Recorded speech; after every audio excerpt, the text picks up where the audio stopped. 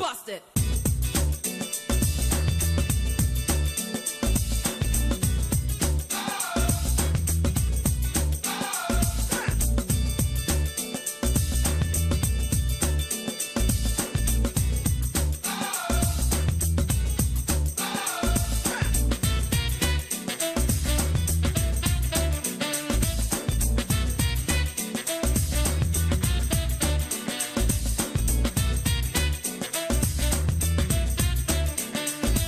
Hello and thanks for staying with us. It's a political platform and it's a Monday morning here at the nation's capital. The killings across Nigeria continuing. 45 bodies are already recovered from Gwari in Kaduna State. This is not the first time. If you recall, in April, 12 soldiers were killed by militants and militiamen in that part of Nigeria. Yet another sad news as we woke up over last weekend. Not just that, where we had bloodshed, it was also a bloodshed as the All Progressives Congress APC held their world congresses. Now, part of the reason why the party wanted to avoid this by giving extension to the tenure of Oyegu and other members of the National Working Committee was to avoid these problems that we're seeing. But when it was obvious that they must hold these congresses, we are seeing the outcome.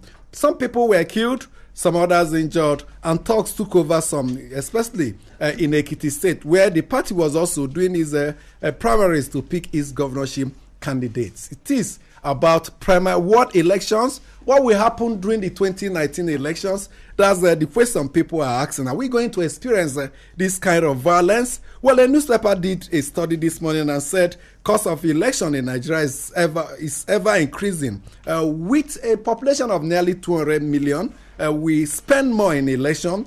In dollar terms, 625 million to conduct election. Compared with China, a population of 1.3 billion, almost 6 times the population of Nigeria, but their own election is about $600. Why is our own election more expensive than others? And we'll be taking you into what the media appear not to be giving adequate attention. The Nigeria-China currency swap. What does it mean, 2.5 billion? They want to eliminate the dollar. We'll have a professor of finance to explain how it will affect Nigeria. There are some fears that it may lead to a situation where Nigeria will become a dumping ground for Chinese goods. These are some of the issues. Underage voting in Kano, INEC accepted that it took place, but the State Independent Electoral Commission did not use its own voters register. So what INEC is saying by implication is that they imported young people from wherever they can, and they allow them to be part of that voting process. Adebayo Bodori is with me in the studio this morning. Amishi, the report of INEC is it's a welcome development. I say welcome development because at least we are now seeing why we don't have credible and transparent elections at the local government level. It does seem as if we have different laws for elections in the country, and it's not too good for us. If it is mandatory for the state independent electoral commissions to obtain INEC register for the purpose of conducting their elections, and if they could boldly ignore that, compile their own register and use it to conduct election, it does seem as if that election, if we interpret whatever way you look at it, is really, really illegal. That is why it is possible for the ruling party in each state to win all the seats, councillorship and chairmanship seats everywhere, and that is what we have been witnessing since 1999. Over the weekend, John Campbell, everybody will remember him. Former U.S. ambassador. Former U.S. ambassador. He came on tour of duty to Nigeria 4 times. 4 times he was a councillor for economy. He came back councillor for political. He came back as ambassador and returned again. And he's someone who is very, very familiar with Nigerian political history. He has written series of books on Nigeria, and is warning this time around. He's releasing a new book, and that will be on the 18th of this month. And the book is that Nigerians should watch it. We termed them as prophets of dooms in 2015 that Nigeria will break up. It didn't happen. We were so happy, and that we are seeing one united, cohesive country. But this time around, it's warning that Boko Haram may be a shy play if the issue of Zakisaki is not handled with caution. and he's releasing a book on it. And I think they say those who have ears, let them hear. Let them hear. It's a really wonderful. And from Ekiti, very interesting. But the beyond the drama, the inconclusive election is that APC is richer. APC made 247.5 million naira from the 33 aspirants. From the 33 aspirants, each paid 7.5 million naira to obtain the party ticket. And you know, whatever way the election goes, the party has already smiled to the banks. And it's very, very disturbing and very disgraceful that ordinary intra-party polls for the purpose of picking a candidate could not be conducted without rancor. It is very, very, and almost everybody is appointing accusing figures and shifting blames, and which is not really good. Ijamasama, we saw the talks that disrupted the process. We saw security men armed, but they appeared helpless. I was wondering what would make them to be having this free reign, even in the midst of armed security men. Amechi, thank you. I don't think you should be surprised, because if you look at the Electoral Act, the security men are not supposed to be armed close to polling units. They are supposed to be unarmed, but they just come and make sure that things go well. What happened on Saturday is not new to Nigerian system. Congresses before now, even in other political parties, have been a problem to major political parties in Nigeria because they do not practice true democracy. If you practice true democracy and allow the people choose who will govern them, whether in the party level or state or local government, we will not have people doing this. And because the elective positions now are so lucrative, people go there for their own selfish interests. So they are ready to fall you if you are a stumbling block before them. We don't look at that. Politics is for all of us. You're supposed to be a servant. You are going to become a servant to the people. But in the context of Nigeria politics, it is not going to become a servant, it's going to become a master. And for you to get to that position of becoming a master, you will do whatever. I blame the youths. They still use themselves, and tomorrow they are crying that somebody is calling them lazy. You go there and you're a politician that is not even up to you. Even your age grade is using you to create havoc, and you are not avoiding it. I think it is time the youth stand up for their right and tell the government we want to take what belongs to us. Uju Eje is also in the studio with us. Amechi, I think that what happened during the APC congresses is also, it shows also the level of desperation that our leaders have got to. You look at it, instead of teaching our followers to do the right thing, instead of, like Ijoma pointed out, imbibing intra-party democracy, we prefer not to follow it because that way gives us the room, the leeway to do whatever we want. And then they are so desperate to get to power that they want to do anything. And so they arm their followers. I mean, why would followers of an intra-party affair, not even an external election, resort to carrying guns, machetes, sticks, and the likes? Because of the desperation of our leaders. I think that our leaders should begin to caution themselves, because they are the ones who have led the party, the country to where it is. If you look at even some of the cases that we have, like the cases of militiamen, some of them you find that the hands of politicians are in it, because some of them are people that they armed for elections, and of course they couldn't recover the arms, and the boys decided to go haywire with what they have in their hands. Our leaders should caution themselves and allow political parties to be what it should be, not death grounds. Mustafa Mohammed was telling me that the reports he got over the weekend was that there are factions in 21 out of the 36 states of the Federation within the APC flowing from these congresses, what congresses they held. Imo State Governor Richard Okorocha, whose main objective was to ensure that the son-in-law, Uche Nwosu, replaced him, but it appears the voters in Imo State beat him to the game. Yesterday, he had to run to Daura. I know the president was in Daura yesterday to quickly seek the help of the president to see whether the situation in his home state can be upturned. The deputy and people who have moved around him, Prince Madumere, appear to have swept the rug off his feet. Mustafa Mohammed. Thank you, Amechi. Beyond the parallel from people held, I think, parallel primaries held, according to some reports in the newspapers yesterday. You know, we have been accusing the PDP in the past of lack of internal democracy.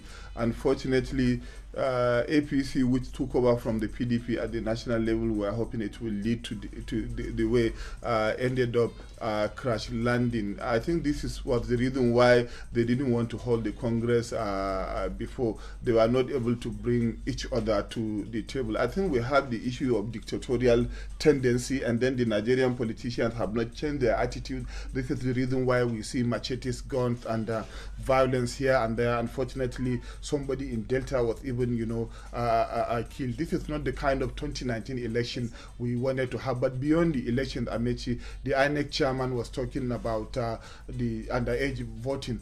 Why is he talking now? Why is the professor talking now? Because this incident happened several months ago. He was quiet. They said they will investigate. Some people even told us this visual is not of Nigeria. It happened from Ghana. Why is it talking now? I don't want to listen. But then finally, the ban on codeine, Amechi, codeine syrups are still on the shelves at chemists and pharmaceuticals. No rates from NAFDAC or government agency or police. Are we going to allow the addicts to continue taking the ones until they finish the ones in the shelf? Somebody needs to do something. I'm expecting those selling those products to take them off the shelf.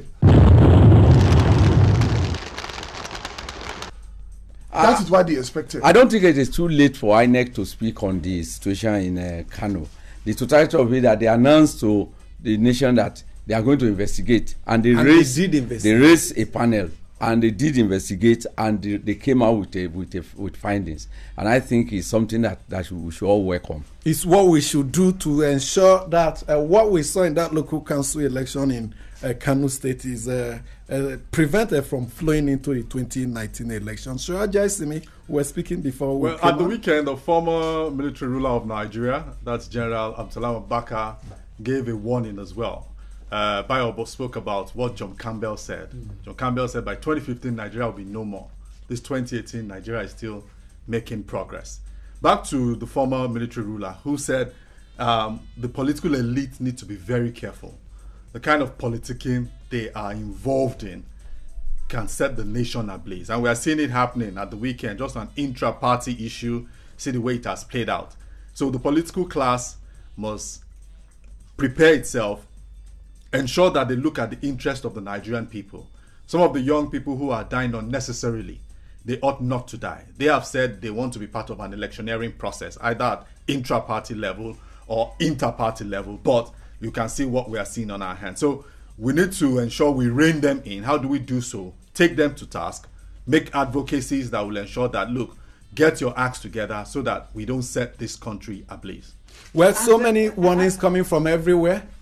Yes, Amici, I also want to chip in that the fact that the party, the APC, wanted to avoid this by extending the tenure of the existing officers is not even the answer to what we're talking about. The answer is a change of attitude, because it's just like postponing the evil day, and then you don't use one illegality to solve another illegality. Well, Adeba Abonire talked about appeals falling on deaf ears, and I recall a local proverb: "Atolo malo malo, atolo feke ofenyi sinofia." If you tell a wise person, he sings in, but if you tell someone who has decided to be deaf, he goes in from one ear and goes out from the other ear. It's linked to what Sholaja Smith talked about, the nature of politics our elites play. Is maximum politics, winner takes it all. There's what you call enlightened self-interest. You have the power, you have the control of everything, but you should realize that if you use it to the fullest,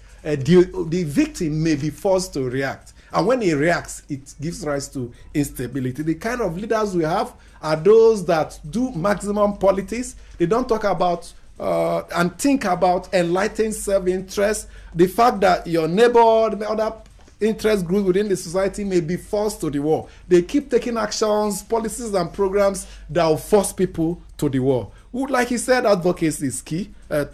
Just like the killings going on across the country, Birin Ngwari, 45 and counting, more and more are being reported dead, and some of our political leaders will continue to put deaf ears to the call for state police.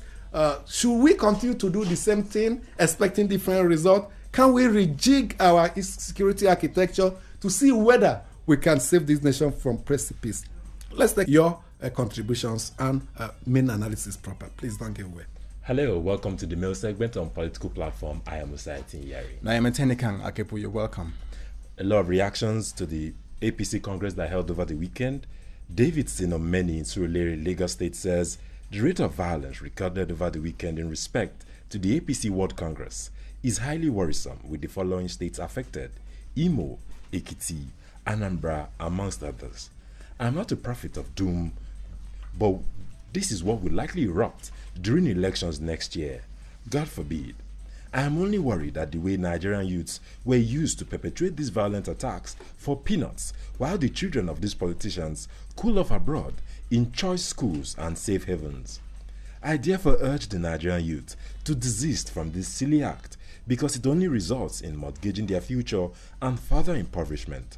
I urge the Nigerian youth to therefore participate freely in the electoral process by voting in leaders with sound credibility and technical know-how. Let us seek to change the system, because we are the leaders of today and not tomorrow anymore, as the present and future is already in our hands. God help us. More reactions. Alex Agbo in Yanya, Abuja says the recently concluded APC congresses across the nation has thrown up the questions genuinely concerned Nigerians have been asking. The violence that trailed their congresses is more than just coincidence. It explains why APC has not been able to deliver anything to the masses since 2015. How can we have a free and fair election in 2019? The violence in APC is a grave danger to our democracy. God help Nigeria. That's it on the mail segment today. Continue to write to us through Political Platform at yahoo.com. Thank you so much for staying with us. Let's quickly go to the Nigeria-China currency swap, $2.5 billion. The implications. Professor Uche Waleke is a professor of finance and head of Department Banking and Finance at Nasarawa State University in Kefi. Thank you so much for joining us. Thank you very much.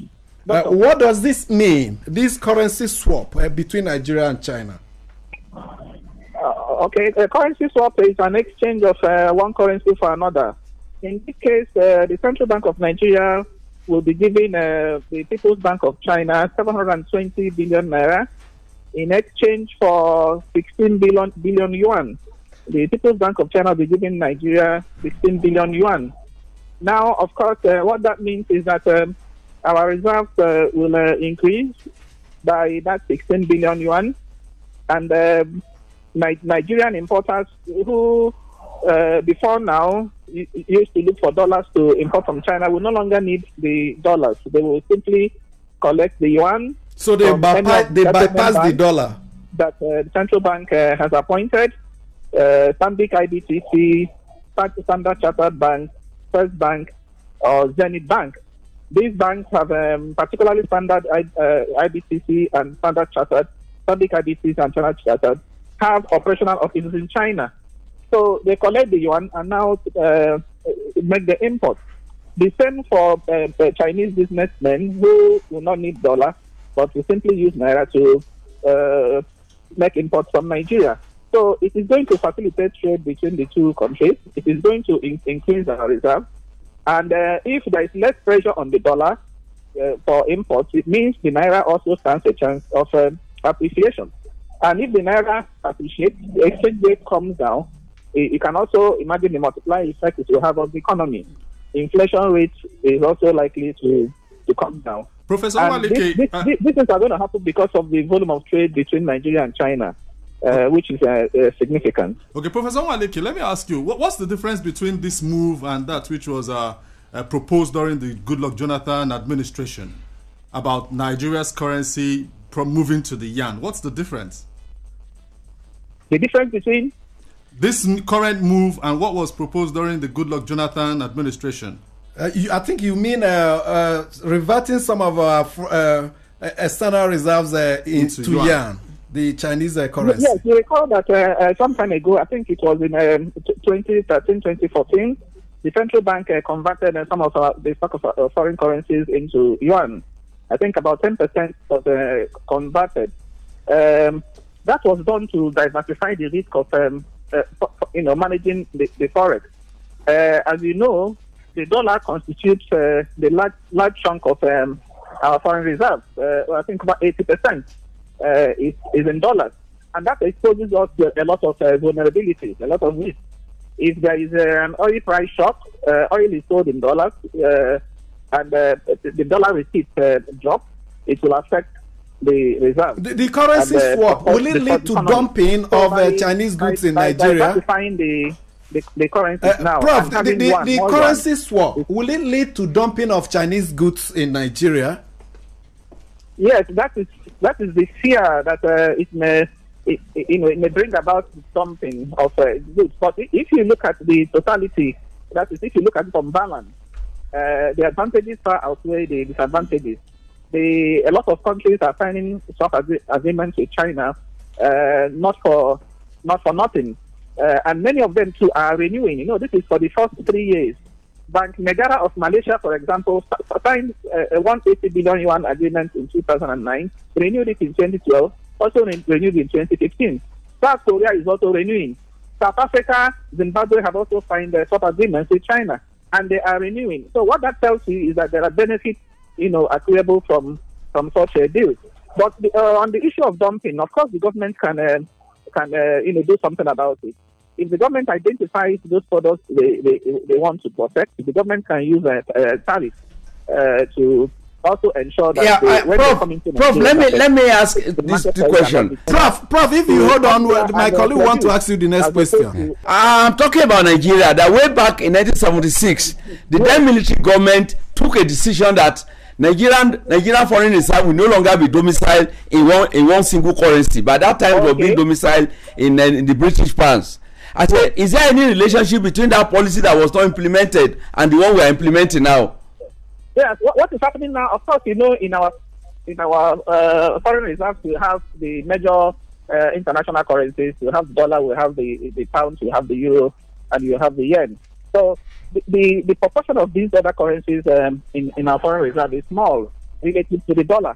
And when you have the yuan, there, I'm afraid and given the significant volume of trade between Nigeria and China, it is we have to thank you so much. Only going to reduce the pressure on the dollar and appreciate the naira. Professor Waleke is a professor of finance and the head of the department at Nasarawa State University, that's banking. But we have Bolaji Abdullahi joining us right away, the spokesperson of the APC, the party that had these world congresses across the states over last weekend. Thank you so much for joining us. Yeah, thank you very much and good morning. So, bloodbath, confusion, conflict, fighting, is that the best way to describe the outcome last weekend? I don't think so. If you take some of these isolated situations, it's possible for you to be inclined to describe it that way. But that is not so, because out of 36 states, I think majority of the states, the process actually went quite smoothly. Yes, I acknowledge that there are situations of concern in a couple of states, in a few other states, where incidents like you just mentioned have occurred. But generally, I think the exercise had gone very well. But of course, if things go well, that's not the news. What makes the news is if things don't go well. A plane lands safely, that's not news. It's when it crashes that becomes a story. So it's only those pockets of places where we have issues that tend to get amplified. But generally speaking, I think the exercise had gone well. Even with this bloodshed that we saw in some states? That's what I'm saying. I mean, there are such isolated situations that give us concern. But when you put it in general terms, if you look at the 36 states and contextualize it, you find that if you put percentage to it, you find that up to 60-70%. I think it was satisfactory. And if you look at it very well, you see that these crises tend to be confined to those states where we don't have where we don't have governors, we tend to be more serious, a lot more serious. I'm not saying that in all cases the crisis happen only in states that we don't have governors. But if you look at it, it tends to be more serious in those states where we don't have governors, because there's no single moderating authority. Yeah, just in a few seconds. What steps are you now taking to conclude the primary in Ekiti? We're talking about the congresses. Have you left the issue of the Congress? Yes. Yeah, we are running out of time. Just in a few seconds. What next steps are you taking to resolve the problem in Ekiti? We are waiting for the primaries committee to submit a formal report to the NWC, and based on that, we will take a decision on the way forward. But of course, it's an exercise that has to be concluded as quickly as possible because of the timeline by INEC. We heard the appeal panels continue to sit. Will begin sitting any moment from now. Yes, the appeal panels in respect of the congresses. Yes, the congresses. In respect of the congresses, will begin to sit any moment from now. They have all traveled to their respective states of assignment, and we are hoping that all members that have issues or grievances will take advantage of these appeal panels to seek redress. Of course, they will have to still finally report back to the end of UC. That will be the final at the time. But this exercise. Thank you so much, Mr. Bolaji Abdullahi, for your time. Thank you very much. Thank you. That's it for today. We'll return tomorrow. More news and more reports, more developments. On behalf of the crew, my name is Amechi Anokwen. Please enjoy your day. Bust it.